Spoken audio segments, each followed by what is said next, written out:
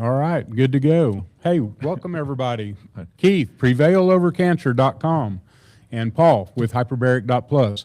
So, man, Keith, I'm surprised you don't have a black eye.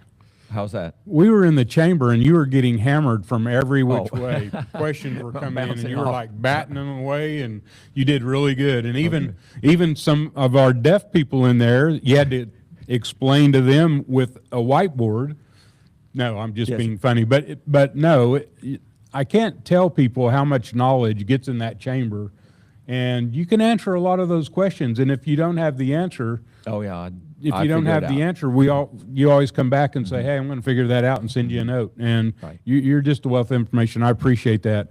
And that, just to touch on it real bit, number one, Keith's my nutritionist. If I go outside of that, he's not your nutritionist. So we're going to talk about things that we have success with. It's educational. But we're not I'm not anything. We're not your doctor. Keith's not your doctor. I'm not your doctor. So the information we talked about is not medical advice. It's information, education to learn, what to do and what to ask for. You can hear what he's telling me, and what all this is for is to learn how to phrase a question to your doctor. I mean, this is about, hey, how do I ask my doctor about this? So that's what we're doing here. But I asked in the chamber, I said, Keith, if you were to give somebody your value proposition, what is it that when people come to you that you're so beneficial to them, not only in your information, but we talked about how long it takes me to research anything. Right. So go ahead. That rabbit hole. Matter of fact, a lot of people, that's a proper, a popular phrase, people saying, I've been going down those rabbit holes and doing the research, and because that rabbit hole, that rabbit hole goes, all through the place, and rabbit or gopher holes, mole holes. I mean, if you've ever tried to. And then do you believe it? And does it apply to me, type of a thing. So what I try to do is help people to clarify what they need and provide some clarity, meaning, is this what I need? Is this what I need to do, and to save time? So, we always don't have months and months and months to do the research. All right. I've been doing that research since 2001, and just continuously learning and reading. For me, I'm kind of weird. I love to sit back and just read a medical journal, and digest that and learn from that. I don't read magazines. I don't read books. There are certain types of books I do read, that are scientific type things. So even TV shows, I like the documentaries and learning type of a thing. So I've gone through that, but it's mainly going to be saving time and having clarity on what you need to do. Yeah, well, what's your time worth? I mean, I know I go in here for a client that said, I'm dealing with this, and I go, well, I don't even know what that is. So I'm going to go look it up, and I'm going to delve into it. And I mean, it takes time. And then you don't know where those sources are coming from. That's really an important thing, is you got to get hooked up to a trusted source. Right. And if ever you see that they've driven off the cliff, you need to go find another trusted source. Because I've changed around some of the people I'm following, and because I could compare it to other things that I learned. Right. And so I've refined my list, and that's what I have on my resource page, are those providers that I trust. I always tell people, go, and as soon as you land on my resource page, there's a group of doctors I've been following for a long time, and my clients give me feedback that, hey, I've been following these guys, and so that's my core group, and it just expanded by one. I'm going to be posting on my next resource deal that is in the cancer world. And, we always talk about cancer, and I already mentioned nutrition. There's a lot of times that, I mean, every time I get blood work done, I throw it over to you, and you go, this is out of whack, Paul, and you've given me, this will correct it. Right. Well, I mean, where do you go when you have somebody on board that you can make a 15-minute phone call, and it's very cost effective? Right. I mean, you're not guessing. You even find out where to go to get the best product. I mean, what is that worth? And it's your doctor in his 7 minutes with you is not going to be able to go through the things that you have learned about me. Right. And I'm not going to say it's on my chart, but it's in my history that you're looking at. That's huge. Yes. Well, another thing I do is also I'll give, to be time efficient, is I will also give out I call them guides, health guides, but about specific things. So, whether it be about how to wash your fruits and vegetables, I'm not going to spend 15 minutes telling you how to do that.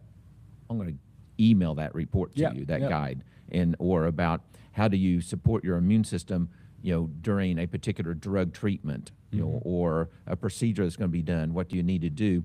I'll give you the outline on it, and then I'm going to send you a guide that's going to go into the details, so that if you do want to learn more about it and go into that detail, if you do want to go into that rabbit hole a little bit, you can, as much as you want.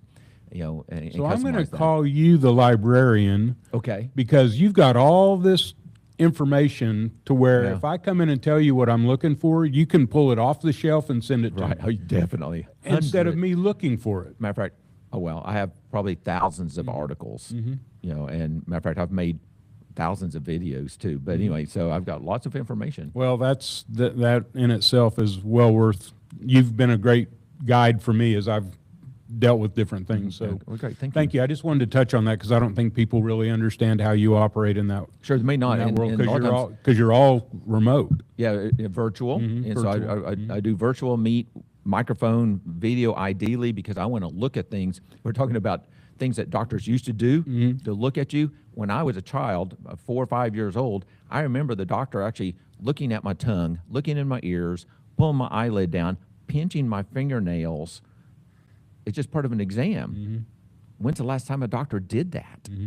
My veterinarian does it all the time to my critters. Nothing against doctors, and it does give you a lot of information. It's test, and as long as my insurance pays for it, right? That's I'm what on they're board. going to do. That's what they're going to do. But when it drifts off of that, then what can you? Chinese medicine is all about staring at your face. Matter of fact, I like to visually see that person and look at them, and even I'll have them get close and stick out your tongue. Let's look at your tongue and let me see your earlobes, and so there's all kinds of things we can learn about the body. Well, we've never taken a minute to do that. We're into our hour here, so let's get into the fungal terrain. Fungal terrain, and so this is something that actually has been going on for a long time. We've known about this. Matter of fact, I'll drop a couple of names, but one of them is it's called, like, his social media is at Know the Cause. Doug Kaufman has had a TV show forever. And matter of fact, a person here earlier mentioned the fungus among us type thing, but that was actually a kind of a slogan, even in a way that, people, I don't know if Doug actually coined that or if people were saying it because of him, but for many years he's been talking about fungus problems, in the body. I'm watching a bunch of videos on him right now about LDL and about cholesterol levels. Things. He's really into. Yeah, so anyway, go ahead. So he's he's the one that actually started that. And gosh, I don't even know. I'm sorry, Doug, I can't tell you how many years ago. You know that, but how many years ago? So he does have a Instagram channel at Know the Cause, and so you start following him there, learn some more, and then also Mark Littern. He's got a book, or Littern, The Cancer Resolution, and goes into it in great detail. And so, so my goal is for me to read and learn so I can share that information. But anyway, more recently in 2022, researchers now have the equipment and they can measure DNA particles that are in tumor cells. You know what they're finding? Fungus and bacteria and viruses inside the tumor cells. The DNA is in there. Why? Well, we don't fully know yet, except we do know some consequences of that. And so it's not that necessarily that fungus is causing the cancer. We're going to keep learning. So I have to be careful about what we say there with that. But, the fungus DNA is going to impact that. That means there is fungus inside the cancer cells, and it's going to impact many different aspects about the body. So, about the body, the cancer, and things like that. So, and as usual, before I forget, so this handout that I'm going to be looking on to make sure I cover everything, also in a timely manner, and I'll be flying through it pretty fast. But it's also on my website on the learning page at prevailovercancer.com. And then hyperbaric.plus has this also. This is going to be there for about a week. and then we'll change gears and have a new one on there. So, but you can go and download this. It's free toward the bottom of the Learning Center, which has got a lot of free guides, on that. So, but anyway, recently, actually in 2022, researchers found DNA molecules, fungus DNA molecules in breast, lung, gastrointestinal, melanoma, and then other cancers. It's not, that's just one study, and there's more and more studies that are showing that. So this doesn't mean that it's a fungus infection, or it's not proof that fungi or fungus causes cancer, and it's not necessarily a carcinogen, but I qualify that statement because we're going to learn.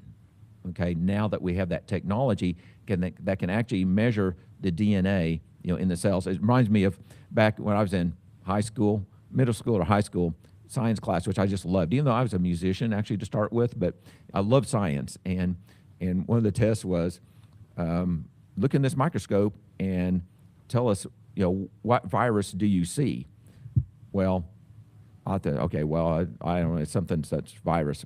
Well, I got that wrong because you can't see the virus. It's so tiny. And so a microscope, you can't see that.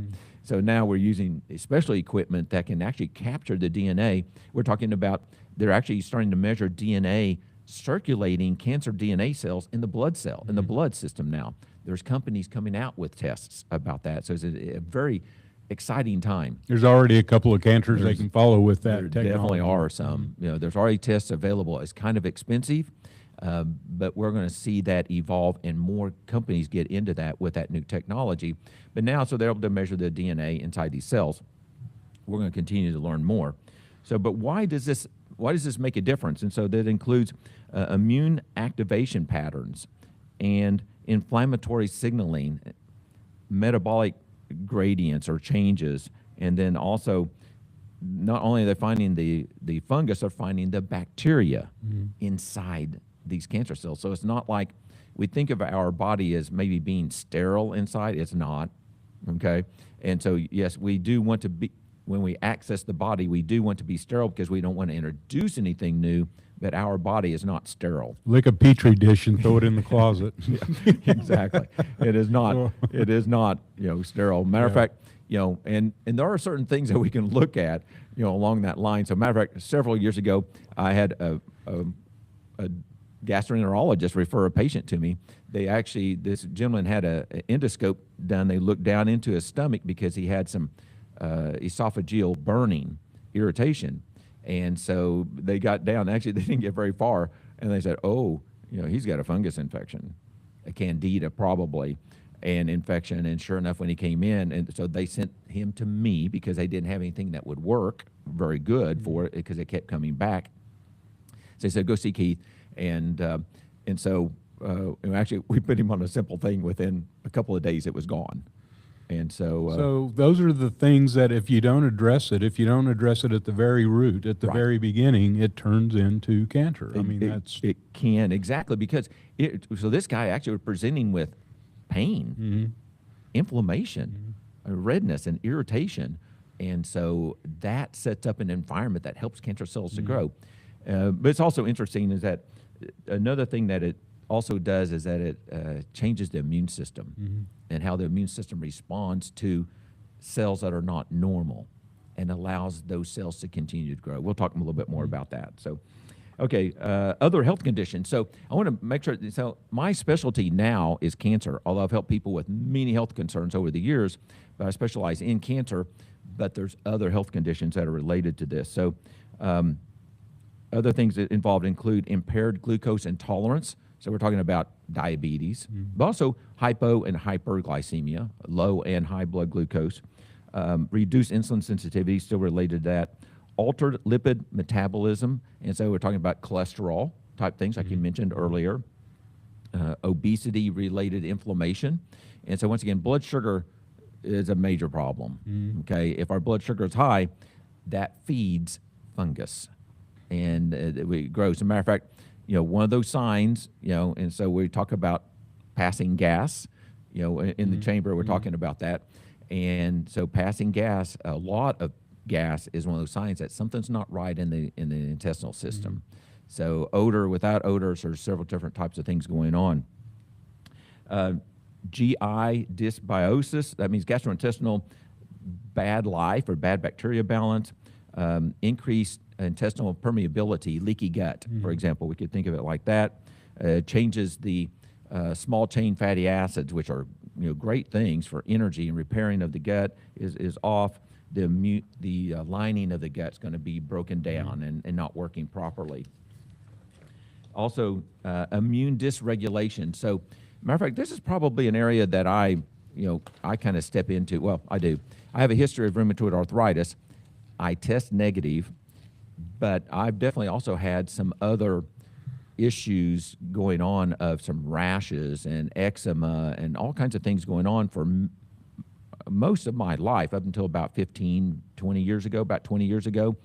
Gosh, I've been doing this, a natural thing, for 30 years. So actually about 30 years ago when I started making changes, now no longer have those things. I test negative for rheumatoid arthritis, but I change the way I eat, what I eat, my activity level. Many different things are different, and I feel much better with that. But autoimmune type issues, including, so matter of fact, fungus type issues are related to multiple sclerosis, psoriasis, inflammatory bowel disease, rheumatoid arthritis, autoimmune neuroinflammation. We're talking about more like Alzheimer's and Parkinson's disease. Metabolic, so even high blood pressure, has an indirect relationship to it. The blood vessel function, cardiovascular risks, and autoimmune diseases caused by that. So we have to have blood supply to whatever organ. So if the organ's not getting blood supply, it's not going to work right. Respiratory sinus infection. Matter of fact, at a compounding pharmacy I used to work at, a popular thing is actually doing an antifungal nasal rinse. It's estimated half of all sinus infections are fungal. I believe it's a Mayo Clinic discovered that. And so compounding pharmacies make, on prescription, antifungal rinses. And it's amazing how well it works. So you use a Navage and antifungal or even a bulb or whatever. A bulb, kind of rinse, but you mix the antifungal. A lot of times I actually do antifungal, sometimes antibiotic, because they're not really sure what it is. Although some doctors will do a culture, grow that, and then the pharmacy can actually make a recommendation based off of what they grow, with that. So, and then also dermatitis, inflammation, itchiness, various different type things going on in the body. So, terrain conditions that can promote fungal persistence, because we're all going to have it. We're all exposed to it. It's natural. It is in our food. It's on our food. It's in our environment. It's in the air. But then why is it some people have problems and others don't? And so an elevated blood glucose and insulin is number one. And that feeds fungus. Once we get it in our body, if our blood glucose is elevated, that's going to create that, allow that to keep getting worse. Chronic inflammation, oxidative stress, high cortisol levels. High cortisol and stress actually raises blood glucose. Poor sleep and circadian rhythm issues, low polyphenol intake. And so we were talking about fungus earlier in the chamber, and polyphenols are herbs that have colors typically that fight these things. And so we have to eat those things and sometimes even take certain supplements. Mushroom. I do 5 mushrooms. In the morning I have mushroom coffee, and I put a pat of butter and a pat of MCT oil. And bulletproof coffee. Yeah. And Dave Asprey is the one that promotes that big time. But anyway, I quit drinking coffee, which is a polyphenol. Right. And if you drink coffee as a polyphenol, it needs to be a medium roast, not dark roast, which I grew up on dark roast. So the less that it's roasted, the more polyphenols that are in there. Correct. And mushrooms are full of polyphenols. That is correct. So one of the reasons I switched over to this mushroom blend. Yeah, mushrooms are great sources of beta glucans and alpha glucans that actually ramp up the immune system to attack things like that. Right. And so actually it's kind of interesting. So the mushrooms actually are a fungus, and those particles from that, our immune system reacts to those mushrooms and stimulates the immune system to start attacking things to work better. So that's one of the advantages. I knew there was a reason I was doing it, but I didn't know that. Thanks for explaining it. It ramps up your immune system. No, I knew that, so that's good. Yeah, so ramps it up. So actually, those actually beta glucans are, part of a fungus or a yeast type item. You Let know? me ask you this, because something I just read, and here I just told you I'm doing MTC and butter, organic grass-fed butter, a pat of each. Think of a pat in the pancake store. Boy, it's been a long time, you know. But anyway, now I'm understanding that those polyphenols are going to be absorbed by those fats and not be as readily available. Yes. So I'm going to rethink. I was going to bounce that off of you, that I'm hearing that being absorbed into the butter and the MTC oil is going to protect the polyphenols from being available to my body. Well, That's what I'm hearing. yes, it will actually help those to be absorbed, but I'm not too concerned about that. Okay. Okay. And so we do want those to be, it's going to increase absorption of it. That's a little trick that manufacturers will do. They'll make phospholipids and liposomal, whatever, type of things. But once it's in the body, and the body starts breaking down those fats, it's going to release those things. So I'm not too concerned about Good. that. So, Well, I'm not going to switch. So that's right. I just heard something along those lines, so thanks for... Now, but there can be some issues, is that, some of the concerns actually, maybe some proteins may also decrease the absorption of some of those polyphenols. So, but I'm not too concerned about that, but we do want to be careful. So I'm not a fan of adding proteins to drinks like that. No, Because that could bind up some of those polyphenols. But once again, those proteins are going to be absorbed, and our body will probably break that down. We need more data on that. So right now, I'm not that concerned about it.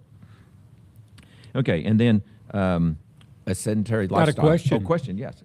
Is MCT oil better than olive oil?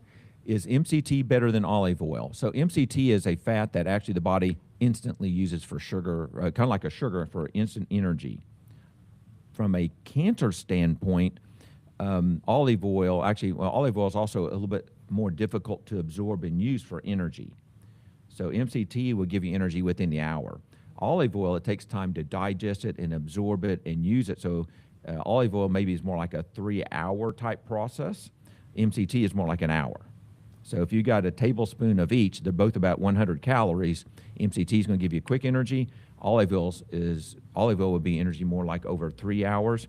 The advantage about olive oil in cancer area and maybe even other health issues is due to the polyphenols that give it the color. So that color, the green color, the dark color, is fantastic. Matter of fact, the way you know if you got a great olive oil is by a peppery taste. If you take a shot of that and it's strong, that's good. Okay, that's what we're going for. If you drink it and it's like hardly anything, it's probably been adulterated or gone bad and it doesn't have the active ingredients in it. But anyway, so from a cancer standpoint, though, olive oil is a higher priority for me, and because of the olefenol or olefin or something like that as the active ingredient, actually significant anti-cancer effect. So olive oil is my preference. MCT oil does not have much research supporting it for cancer. A couple articles, and MCT is actually, they've actually separated it from probably coconut oil, and so it's an extract. It's a little bit more processed, but it's kind of stripped of some other things. It's just an oil. Olive and you oil. have to get the good stuff. You don't get the... Yeah. You get the glass jar, and you Right. get the expensive stuff that smells like coconuts when you open it. Yes, a little odor, good odor to it. Yes. Yeah, so I switched from my old plastic container that didn't cost very much money. Right. But probably wasn't doing me very much good. Yeah, and you So have to get a smaller glass jar. I got a smaller typically. glass jar. That's That's what right. I use now. That's right. So, okay, yes, thanks for catching that. It's hard to see sometimes about those questions. Okay, so terrain that reduces fungal advantages. So a question that we had in the chamber about that. What can we do to reduce those concerns? And so that's going to include we want to lower our blood glucose and insulin levels. We want to have a lower inflammation burden, higher polyphenol antioxidant intake, darker colored fruits and vegetables, nuts and seeds, okay, provide that. So, matter of fact, I have a live seminar that I'm going to be giving this afternoon that is going into that about, actually almost like as a color rule. We need to be eating color every time we're eating. So lighter color foods typically don't have as many polyphenols that repair our body and fight infections and do things like that. So we need to have a good sleep routine, modify that stress, and so therapeutic breathing is very important. Matter of fact, yesterday I did that a couple of times, set a timer on my phone, and went outside and just sat in the sunshine without my glasses, For how without long? my sunglasses, for 5 minutes. Mm-hmm. You know, and because I had to get back to work. So it's like a quick break, hourly break, and go outside and just take a little break. And before I knew it, that 5 minutes was over. I don't think I fell asleep, but just concentrate on breathing. And so it didn't take long, for that, and getting that sunshine on my face. Regular movement, training, strength training, high fiber. Fiber also helps to flush out and scrape and clear out the intestines. The good bacteria uses that fiber to grow and crowd out the yeast and parasites and fungus type things that can happen in the body. So how does the fungi or fungus interact with the tumors inside our body? So tumor is associated with the macrophage. We call it phenomenon, but actually, so it's kind of a weird thing, but actually there is good and bad macrophages or macrophages, and the tumor actually can make some that protects itself, and then our body makes some trying to attack it. So by doing these, the immune system actually helps the tumors to make the bad macrophages that protect it and keep, and actually even attack cells that are trying to attack it. So neutrophil infiltration, getting neutrophils into those, and then also dendritic cell activation. So that comes back to the dendritic is the area of the mushroom thing that we're talking about. So by consuming the mushrooms, that helps stimulate our immune system to attack the cancer cells. Interesting studies, about that. Matter of fact, in Asian countries, actually it's prescription products. They are prescriptions. The mushrooms? Mushrooms, extracts of the active ingredients. Probably in capsule form? Capsule, just kinda- IV, Is that right? injections, yeah. Okay. Mm-hmm. Mushroom IV. Yeah. I've Well, in extracts of the active ingredients. Yeah, I have not heard. Yes. So it So- would be the chemical component. Chemical Yeah. component of that. That's correct. And so then also there's this crosstalk between, the fungus using sugar to grow, and fats, and that impacts the local acidity around the cancer cell. We know that microenvironment on the outside of the cancer cell is acidic, which keeps the immune system. We keep coming back. I keep mentioning that. It's the immune system. It's the T cells, the natural killer cells that goes in and gets rid of these cells that aren't supposed to be there. So glucose feeds the cells, and then the fungus has a tendency to make this acidic environment that keeps the immune system from attacking that tumor that's not supposed to be there. So oxidative stress, that's the browning of an apple or a banana or a white potato that you cut in half because they don't have enough antioxidants to keep from damaging themselves. Our body has a tendency to be the same way. The polyphenols, the dark-colored fruits and vegetables, nuts and seeds, repair our body. Microbiome interactions. So the fungi also, they localize with bacteria inside the tumor, and it helps increase the inflammation, immune evasion, and metabolic gradients, meaning blood sugar use inside the cancer cells. Okay, things that we can do to help out with that. We want to lower glycemic impact. Lower, that means more like closer to a ketogenic type meal. Doesn't have to be perfect. It depends on a person, but we want that lower glycemic load. We want to pair carbs with proteins and fats. So what, you want to share that just a second about what you do? Well, as far as what a typical meal for me. Like your lunch. Yeah, my lunch is I cut up a head of romaine lettuce, about half or 3/4 of it, and I put a can of either the processed in olive oil of either pink salmon or sardines, high protein, and then I put a avocado, and I mash all that up and make kind of a creamy. That's my dressing. I mean, I mash all that up, and then I set it on a bed of lettuce and spice it. I love spice, so that makes it really. Anyway, it's a great lunch. It's a great, real quick, low carb, type Yeah. lunch. And so the things that you can do to help reduce this carbohydrate thing is like that meal is perfect. So, but let's say if you had sweet potato, which is going to be a little more starchy. You would eat it afterwards. Exactly. After So the protein. First, you have the protein and the fat. Right. You know, will slow down the absorption of the carbohydrates. You taught me that. Yes, and so so it's very important to do. So that's a little bit different. You know, matter of fact, actually, when I have my plate, I actually turn my plate so that my protein source is here, and the other things are further away, and so I can work on this first, you know, and then go to those others. And so, matter of fact, my wife has even noticed that I have more like our son, who's kind of deaf. Well, he is deaf and mentally challenged, and he has a tendency just to eat in a line, just straight across the plate. And I'm kind of developing more of a tendency for that too. So I'll eat the proteins first, and then I'll go for those other type items later to decrease that carbohydrate, absorption, to slow it down. It's more difficult to digest and absorb fats and fats, oils, and proteins. So oils is about a 3-hour process. Protein can be 4 or 5 hours to digest. So if we can put those on board first, then it's slower for the blood glucose. As a matter of fact, there's also another Instagram channel that I follow. It's called Insulin Dependent. There's insulin, now I forget, I'm sorry, I'm getting it wrong. Insulin Dependent One, I believe it is. And so he actually, every day he's posting something about foods and what happens with his CGM and what happens when he eats that food and how he mixes things and tries different things. So it's very interesting about putting the avocado on the toast. And yes, avocado does slow down the spike of the toast, the glucose spike of the toast, so type of thing. So Insulin Dependent One, I believe is what that's called, that channel. And so actually you can follow my channel. I often will share his stories on my stories with that. And then we want to reduce the ultra-processed carbohydrates. So we're talking about most ice creams, prepared foods, things in boxes. I had a post about a macaroni and cheese cup. That's an instant cup.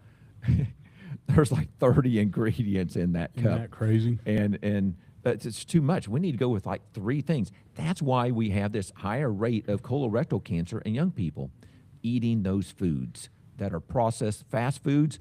We don't have any idea unless you go to their website and look at those ingredients and you see those 30 ingredients, that are in that special formula of that sauce or that fried food.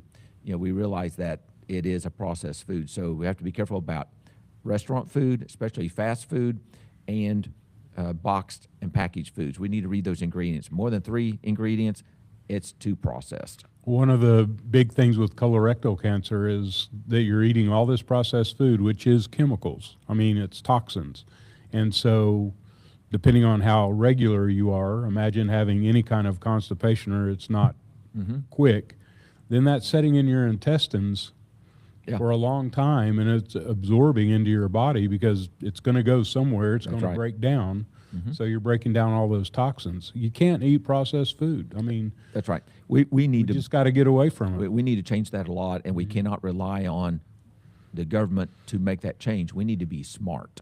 I'm understanding that the big chain restaurants, the fast food restaurants, are really seeing a slowdown in business. So vote with your checkbook. I mean, ask them to serve something. I mean, one of the burger places a long time ago, when I used to eat hamburger, and I still eat hamburger, but if I went to Burger King, I could order that in a lettuce wrap.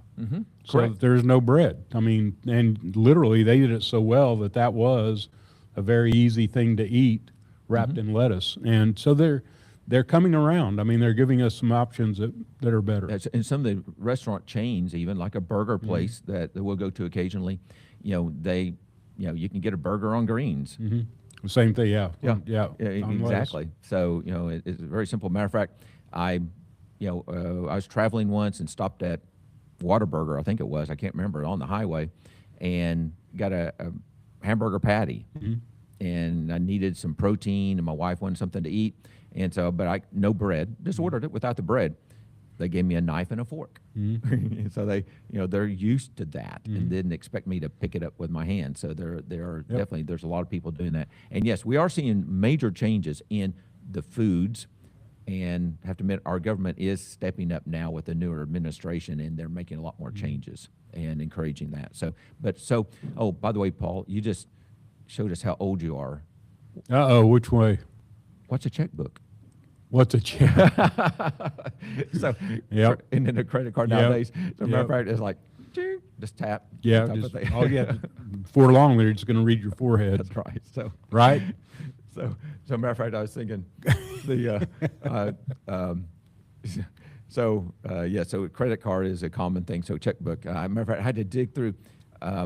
I had my farrier come out the other day, and I had to dig around and find a checkbook. Well, my wife writes all the checks, and the other day she was at home. She said, "Hey, you need to write a check for this," and I went, "Wow!" So I pulled it out, and I mean, I hadn't done that in a long time. That's right. Yeah. See, so, now how does that go? Anyway, that's right. didn't So, mean to yeah. go off there. So I said to teach you a little bit about that.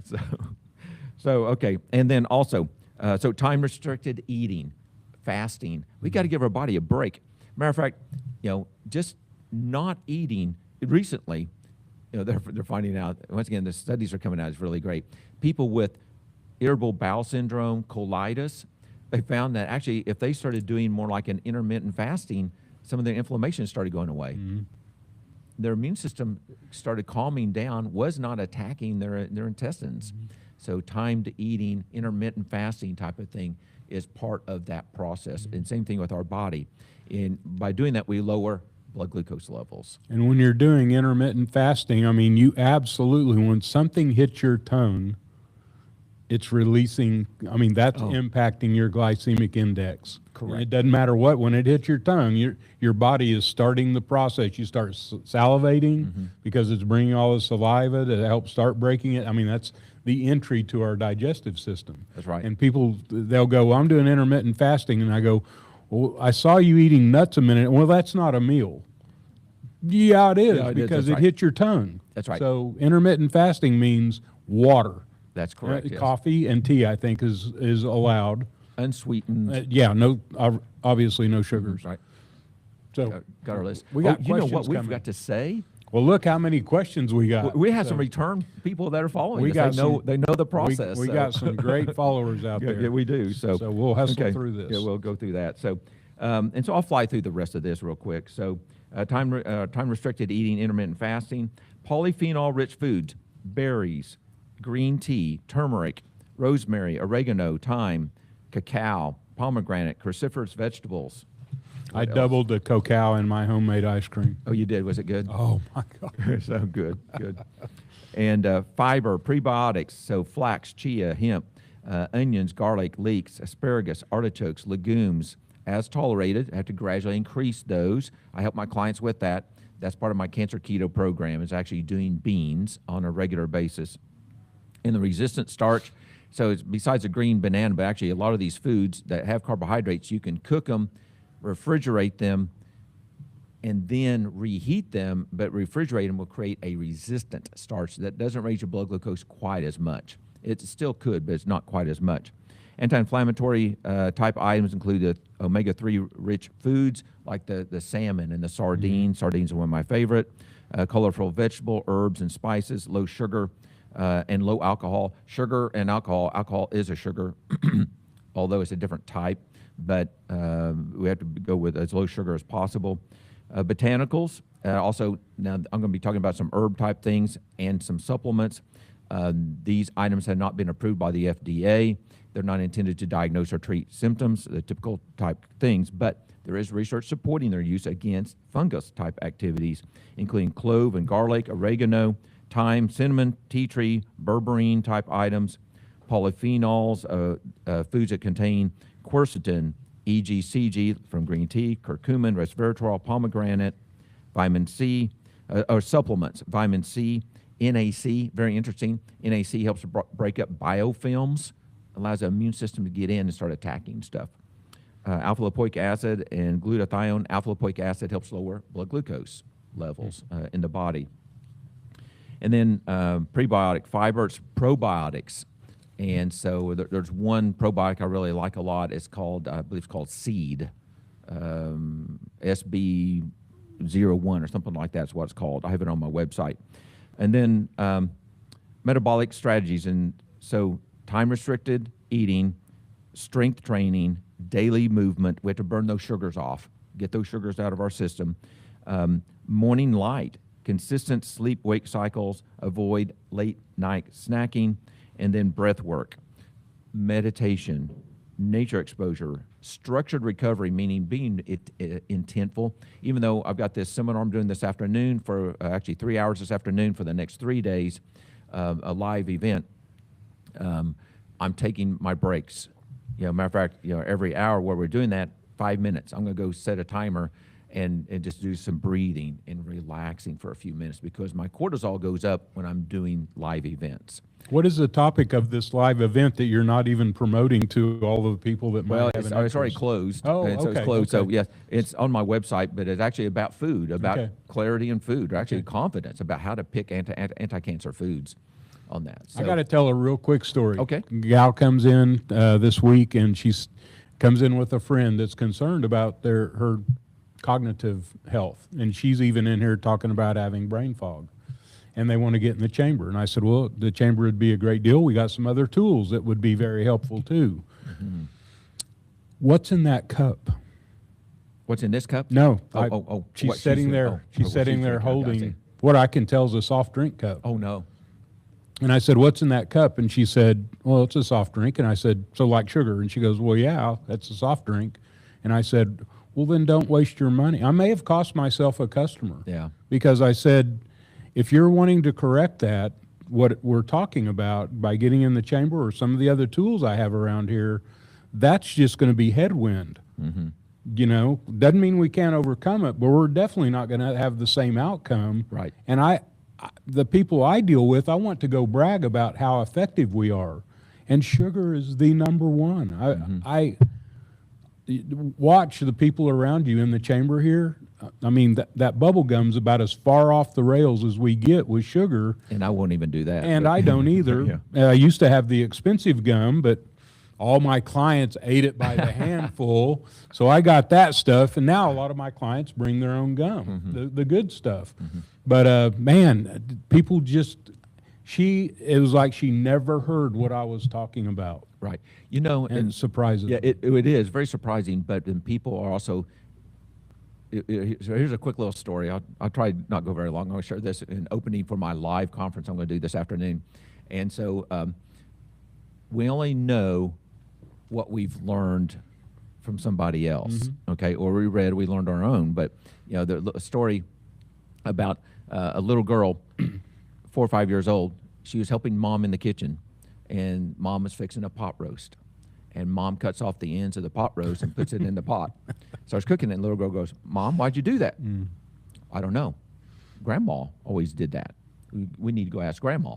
So when they saw Grandma a week later, said, Grandma, Mom said, I need to ask you this, but why do you cut the ends off of the pot roast? And she says, I don't know.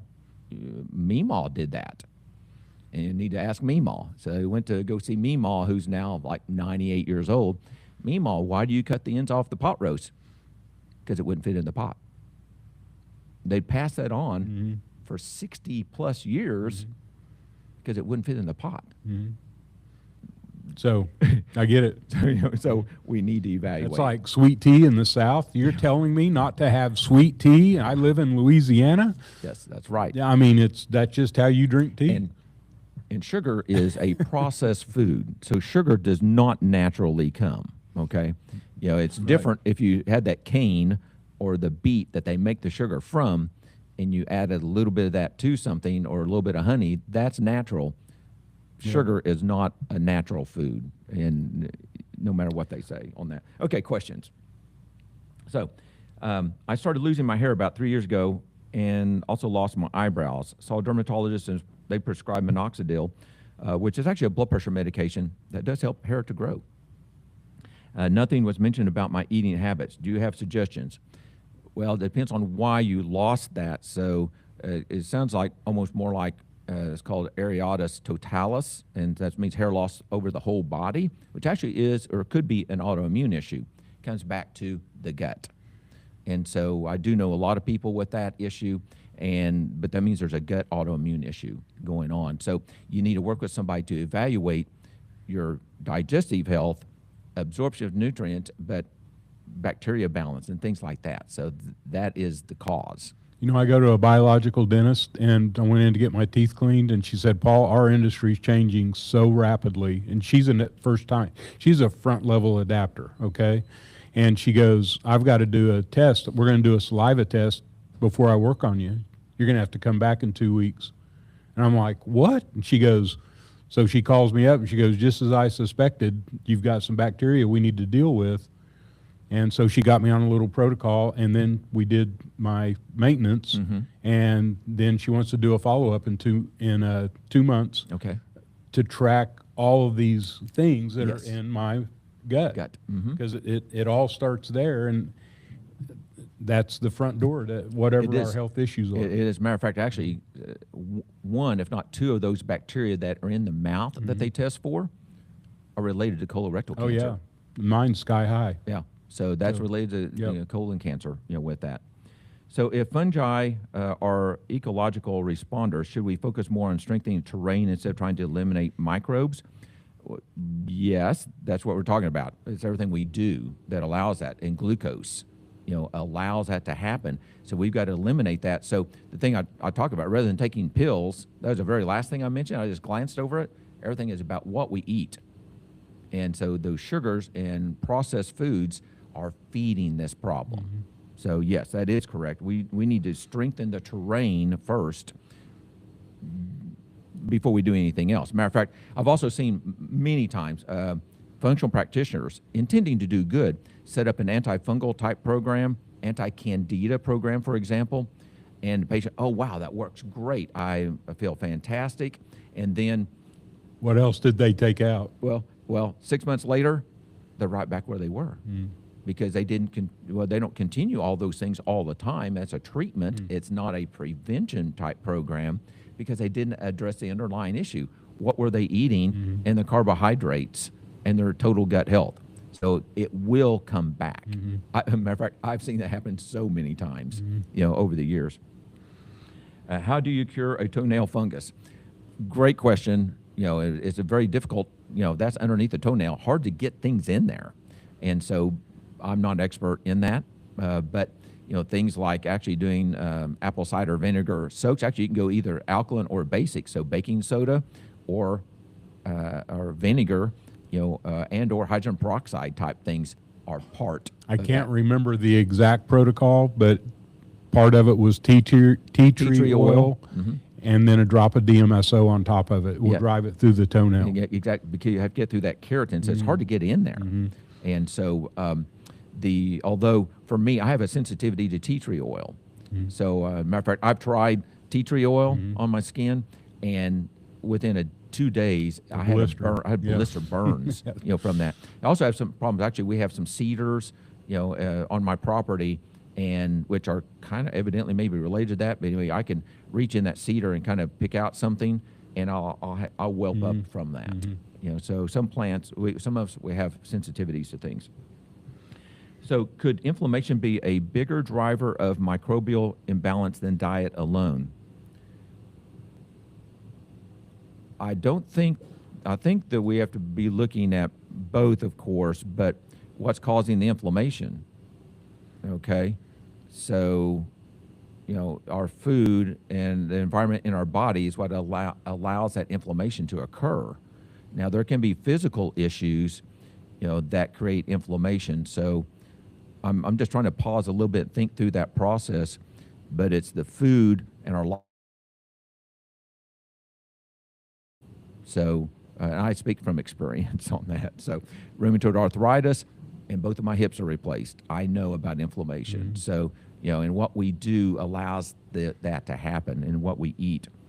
So, it's not just diet alone. There can be other things like overuse and damage and things like that can occur and create that inflammation too. Hey, on that toe fungus, I want to back up. Oh, yeah. I know that information because one of my clients dealt with it really severe, and he was on all the YouTubes. He tried lots of things, and on a YouTube he found that protocol. And I'm just telling you what somebody told me. So I'm not, I got to be so careful. Yes, I mean, that's right. that was not a, So not a treatment advice. yeah. Exactly. but anyway, I'm so gun shy now of whatever Sometimes what happens is sometimes we say some things and we don't intend it to be a treatment or advice. And some of the social media platforms will actually take the video down because of that. So that's why he's saying that. So that's just what somebody did and told me. So. yeah, but yeah, YouTube is, you know, a great platform, you know, and I do, you know, post things daily now on YouTube, and I'm starting to do more long form videos on YouTube also. So it's a great platform to learn things, how to fix your car and fix our body. So, you know, with that. So what are the superfoods to prevent cancer? And so typically, Polyphenols. dark colored foods. Matter of fact, I have a saying, this isn't perfect, but you know, if it's white, maybe we should, if it contains white, maybe we shouldn't take a bite. And so if it's got sugar, white potatoes, white rice, so I'm drawing a blank on something else. White potatoes, sugar, flour, wheat type products. Enriched type things. Those raise your blood glucose. Glucose is a major factor for majority of our health concerns. So that would be other foods. So typically darker color foods, you know, are going to be anti-cancer. And so matter of fact, you know, for like foods and things like that, I'm leaning towards like sardines and occasional beef, but beans. I recommend my clients eat beans, typically most of them, you know, every single day.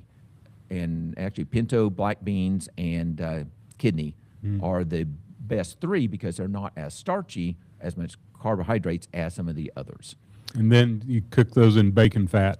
Bacon fat, or I add oil. We're good with that. I wanted to nail that down. Yeah, and add oil to that. Okay. And so I add olive oil, a tablespoon of olive oil to my beans to increase that. To your bowl of beans. Bowl of beans. You dish up a bowl, tablespoon of olive oil. That's correct. So, and because that fat is going to slow down the digestion and reduce the glycemic load. So I can eat a bowl of beans, you know, with the olive oil and vegetable and some pecans, you know, or something crunchy in that too. And whether it be cold or hot, doesn't make a difference. And my blood glucose 2 hours after I've eaten is actually lower than what it was before I ate. So perfect combination on that. And then, okay, we have a couple of minutes. Are we talking fungus in cancer cells coming from rotten food or bad air? Actually, it's more like the food that we eat. There could be some areas, yes, fungus is in the air, in humid type areas, definitely. But it's actually more like the food, but our body does have it. It's always there. Matter of fact, fungus is everywhere. And so fungus is among us, definitely. It's when your body can't handle the amount of exactly, fungus. Yeah. And when we feed it. Yeah, and when you're in a mold environment, people don't understand how important addressing mold issues in your home or at work or wherever. Or foods. Yeah, or, I mean, but mold is just, I have a lot of clients that have mold infestation, you know, that they're really toxic with mold. And when they go into a facility, when they go into a new place, they can smell it. I mean, they instantly can smell it and know that there's a problem, and they leave. I mean, they're that attuned to it. Yes, that's right. Some people are more sensitive to that, and sometimes actually they're having a reaction that they're paying attention to. Yeah, that they're paying attention to it, or they're aware of it for some reason. And sometimes it's kind of like, you know, we don't notice our heart beating. Okay. Unless it's quiet, unless we pay attention, and then yes, we can hear that and actually, or more like feel it. But you know, other animals can actually sense that from feet away. So I ride horses, and actually, a horse can sense that, I think, from like 4 or 6 feet away. They can feel your heartbeat from that far away, and so they can tell you. They know if you're anxious on them, they're going to become anxious because they think something's going on you know, with that. So, got a question? Yes, ma'am. What is glutathione precursor? Glutathione precursors, and so I have that listed on here. So glutathione precursors are things like alpha lipoic acid and NAC, N-acetylcysteine, as far as supplements. You know, those are more like almost immediate precursors to glutathione. Glutathione is the ultimate antioxidant in our body that repairs our cells. And so for example, fungus or mycotoxins that we talked about before can damage our cells. It takes antioxidants from foods or glutathione to repair our body. And so NAC and alpha-lipoic acid, can help donate those electrons to repair our body. But they're precursors to glutathione. Keith, I know we got a couple of questions left. Can you answer those online? And Definitely. I've got one. Go ahead. Got one left. So, could chronic stress or sleep disruption change the body's internal terrain enough to influence fungal balance? Definitely. So what happens with stress, chronic stress, day in and day out, not enough sleep, day in and day out, raises your cortisol level, and cortisol is going to raise your blood glucose. That happens to me. And so I can test my blood glucose fasting early in the morning, it's like 78, 80. 6 hours later, I still haven't eaten, but I've had 3 or 4 hours worth of appointments, and now my blood glucose is 130.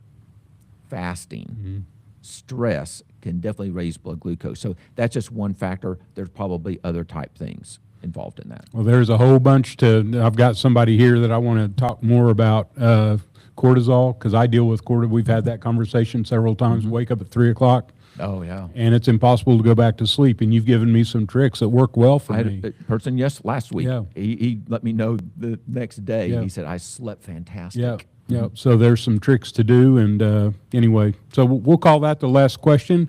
This is my good friend and pal, Keith Bishop with PrevailOverCancer.com. What a wealth of information. Check out his website. There's just tons on there. I guess we all missed out on whatever he's doing this afternoon. So thanks, Keith. Didn't know that was going on. But I'm Paul with Hyperbaric.plus. Come see us. Lots of good information in here. All my clients are more versed than I am. You get in the chamber and start asking questions. We all learn. That's what a lot of people come here for. So thank you all for being here. And we will not see you next week with Keith. I'm going to try to get a fill-in for Keith.